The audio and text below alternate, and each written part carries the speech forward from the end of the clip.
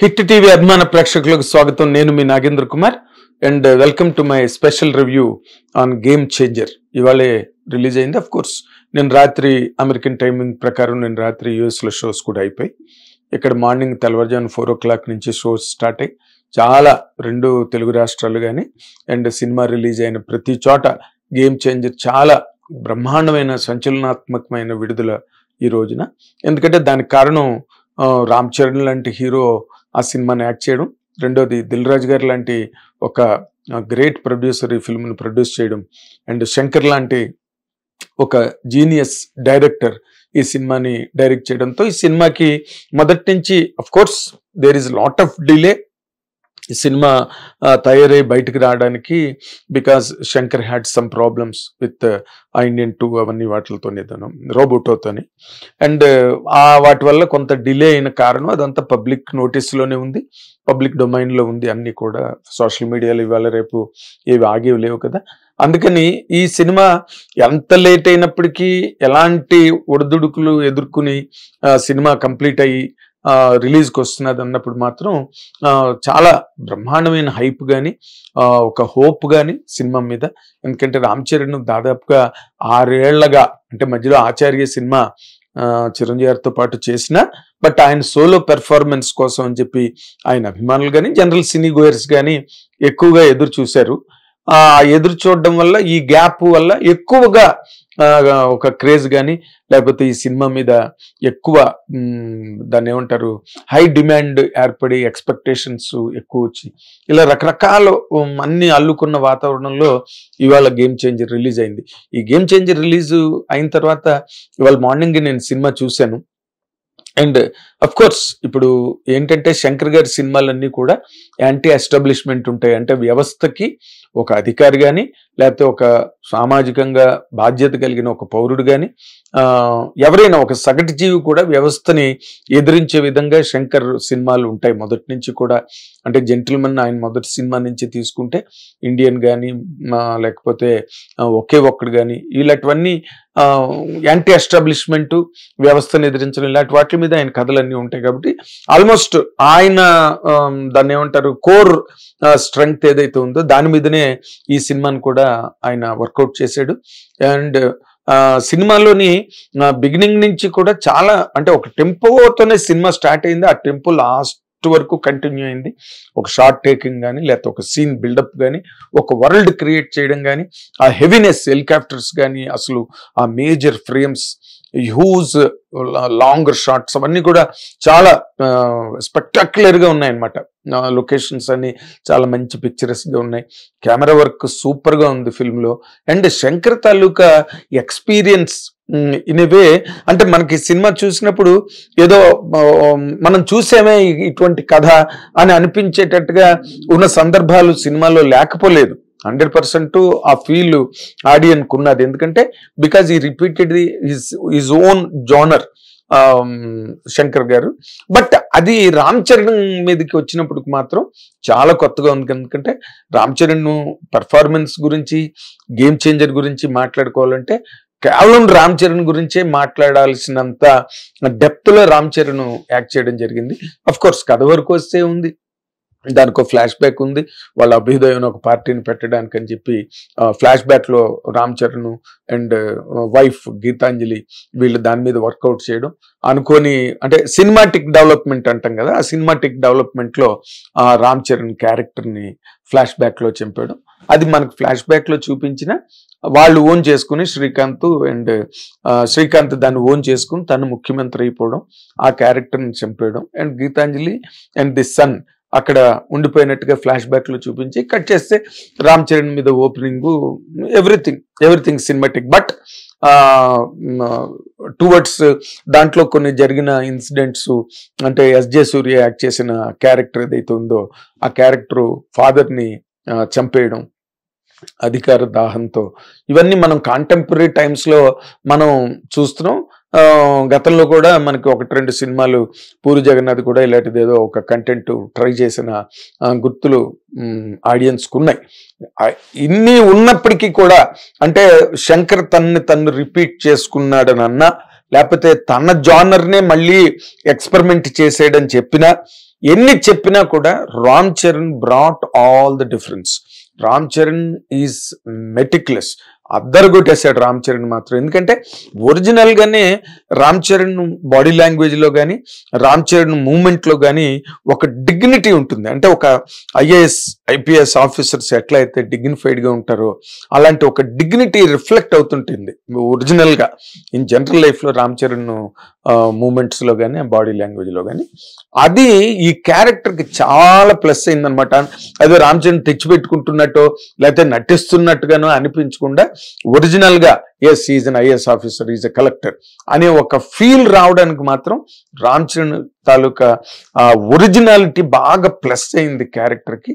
And ప్రతి scene లోని తన డైలాగ్ డెలివరీ కానీ లేకపోతే ఆ మూమెంట్ కెమెరాని క్యాచ్ చేస్తూ ఆ ఫీలింగ్ ని క్యారీ చేయడం కానీ అంటే ఒక కన్సమ్మేట్ యాక్టర్, ఒక సీనియర్ యాక్టర్ ఎలాగైతే దాన్ని అంత బాగా హ్యాండిల్ చేయగలడో అంత బాగానే హ్యాండిల్ చేసాడు. అఫ్ కోర్స్ రంగస్థలం క్యారెక్టర్ కన్నా లేకపోతే RRR లో క్యారెక్టర్ కన్నా అంత అలాంటి క్యారెక్టర్నే రామ్ చరణ్ చాలా అద్భుతంగా చేశాడు. ఎందుకంటే నటుడు అవ్వాలన్న ఒక జీల్తో సినిమా పరిశ్రమలోకి వచ్చిన వాడు తప్పితే మెగాస్టార్ చిరంజీవి గారి అబ్బాయి కాబట్టి నేను కూడా హీరో అయిపోదాం అనుకున్న ఒక చపలత్వం అంటారు చూసారా, అలాంటి దాంతో రామ్ చరణ్ రాలేదు. కాబట్టి రామ్ చరణ్ ఒరిజినల్ గానే అసలు రంగస్థలంలో ఎంత అద్భుతంగా చేశాడు ఆ చెవిటివాడి character. And at the very same time ఇందులో కూడా ఫాదర్ రామ్ చరణ్ కి నత్తి పెట్టారు, ఆ స్టట్టరింగ్ అది పెట్టారు. అది కూడా అద్భుతంగా చేశాడు రామ్ చరణ్, నిజంగా ఎక్స్ట్రాడినరీ. రామ్ చరణ్ ఆ తర్వాత తనకి ఆ స్టామరింగ్ వల్లే నేను కాదు ప్రజల్లోకి మన పార్టీ తాలూకు సిద్ధాంతాలు బాగా ప్రవాహంలోకి వెళ్ళాలి అంటే బాగా మాట్లాడేవాడు కావాలి, నేను కాదని చెప్పి శ్రీకాంత్ క్యారెక్టర్ని అక్కడ పెట్టి తనను ముఖ్యమంత్రిని చేయడానికి తను స్టార్ట్ చేసిన పార్టీకే తనని ముఖ్యమంత్రిగా ప్రతిపాదించడం, ఇవన్నీ అందులో ఈ స్లాట్ అంతట్లో కూడా ఈ ఎపిసోడ్స్ అన్నిట్లో కూడా Ram Charan has given a wonderful performance అని చెప్పడానికి ఏ రకమైన డౌట్ లేదు. When you come out of the theatre you will come out with Ram Charan పక్కన పెట్టుకుని వచ్చేస్తాం థియేటర్ నుంచి మనం. అంత ఇంపాక్ట్ క్రియేట్ చేశాడు నిజంగా రామ్ చరణ్. Really great. ఎందుకంటే అలాంటి ఒక రిపీటెడ్ కంటెంట్ లో కూడా రామ్ చరణ్ దాన్ని అంత బాగా నిలబెట్టాడంటే మాత్రం he has to be 100% appreciated and commended for that. తర్వాత అంజలికి చాలా అంటే అంజలి అక్కడ ఇక్కడ చేస్తుంటుంది కానీ బట్ ఇంత హెవీ ఫిల్మ్ లో రామ్ చరణ్ కే ఫ్లాష్ బ్యాక్ లో వైఫ్ గా చేసి ఒక ఏదో మన నరసింహ సినిమాలో రమ్యకృష్ణ లాగా ఆవిడ నీలాంబరి క్యారెక్టర్ లాగా ఇంట్రడక్షన్ లోపల ఇదంతా ఆ బిల్డప్ అంజలికి చాలా ప్రత్యేకమైన క్యారెక్టర్ దొరికింది. And SJ Surya is an extraordinary edition to the film. అంత గొప్పగా అసలు నిజంగా బికాజ్ ఈజ్ అ డైరెక్టర్, ఎదుటి డైరెక్టర్ ఏమనుకుంటున్నాడు అనేది బాగా క్యాచ్ చేశాడు. అండ్ ఆ క్యారెక్టర్ని కూడా శంకర్ అంత బాగా మౌల్డ్ చేసాడు. దానికి తగ్గట్టుగా ఎస్జే సూర్య కూడా చాలా బాగా, అంటే రామ్ చరణ్కి అండ్ ఎస్జే సూర్యకి మధ్యలో ఉన్న ఆ సీన్స్ అన్ని కూడా చాలా అసలు రా అంటే రా, సా అంటే సా అని రామ్ చరణ్ చెప్పిన సీన్స్ అసలు అన్నీ ఎక్స్ట్రాడినరీగా ఉన్నాయి ఫిల్మ్లో మాత్రం. తర్వాత మొట్టమొదటి డైలాగు, ఏనుగు ఎన్ని ముద్దలు తిన్నా ఒక్క ముద్ద వదిలేస్తే చాలు, ఆ ముద్దే లక్షలాది మందికి ఆహారం అవుతుంది, ఆ ముద్ద ఒకటే మిమ్మల్ని వదిలిమంటున్నానని. అంటే ఆ రామ్ చరణ్ చేసిన తన పెర్ఫార్మెన్స్ కి తగ్గ డైలాగుల్ని మన బుర్రా సాయి మాధవ్ గారు చాలా అద్భుతంగా రాశారు డైలాగులన్నీ కూడా. And at the very same time సినిమాలో మనకి ఈ రోజున మనం బాగా అభిమానించి, సినిమా గోయర్స్ బాగా అభిమానించి బాగా ఓన్ చేసుకున్న యాక్టర్స్ అందరూ ఉన్నారు. సునీల్ కానీ లేకపోతే నవీన్ చంద్ర కానీ మన రాజీవ్ కనకాల కానీ శ్రీకాంత్ కానీ వీళ్ళందరూ సినిమా నిండా ఉన్నారనమాట. అంటే మనం ఎక్కడ you will not miss your self. మన నచ్చిన యాక్టర్లు అందరూ సినిమా నిండా ఉన్నారు. అండ్ చాలా it's a well packed power packed film last వరకు కూడా. అండ్ క్లైమాక్స్ చాలా హెవీగా ఉంది. ఇంటర్వెల్ బ్లాక్ అయితే అసలు ఎక్కడికో తీసుకెళ్ళింది సినిమాని. అంటే ముఖ్యమంత్రి చనిపోతూ ఒక వీడియో చేసి ఆ వీడియోలో రామ్ చరణే ముఖ్యమంత్రి అని చెప్పి ఐఏఎస్ ఆఫీసరు తనే ముఖ్యమంత్రి నా తర్వాత అని చెప్పి తను అనౌన్స్ చేసి సీన్తో ఇంటర్వెల్ బ్యాంగ్ ఎక్స్ట్రాడనరీగా ఉంది. థియేటర్ నుంచి బయటకు వచ్చిన వాళ్ళందరూ కూడా ఇంటర్వ్యూలు అదే ఫీల్ అయ్యారు, ఒక షాకింగ్ ఇంటర్వ్యూలు అని. చాలా బాగుంది అదంతా కూడా. కాకపోతే కెమెరా బాగుంది, అన్ని బాగున్నాయి ఈ సినిమాలో. ఇది బాగలేదు అది బాగలేదు అని అనడానికి ఇల్లేదు. కానీ మ్యూజిక్ మాత్రం చాలా వీక్, చాలా వీక్, చాలా వీక్. ఎందుకంటే శంకర్ సినిమా అంటేనే మనం ఈ రోజు వరకు జెంటిల్మెన్ సినిమాలో చిక్కుబుక్కు రైలే ఈ పాటికి ఇప్పటి వరకు మనం మర్చిపోలేము. అలాగే భారతీయుల్లో పాటలు కానీ, తర్వాత ఒకే ఒక్కళ్ళలో పాటలు కానీ, అసలు ఎలాంటి పాటలు శంకర్ సినిమాలో రెహమాన్ చేసింది ఆ స్టాండర్డే లేదు. సాంగ్స్కి కానీ ఆర్ఆర్కి కానీ ఆ స్టాండర్డ్ లేదు అసలు 100%. దానిలో ఎందుకంటే ఆ విధంగా రామ్ చరణ్కి అన్యాయం జరిగిందని నేనైతే చెప్తాను. ఎందుకంటే Thaman is overloaded with work.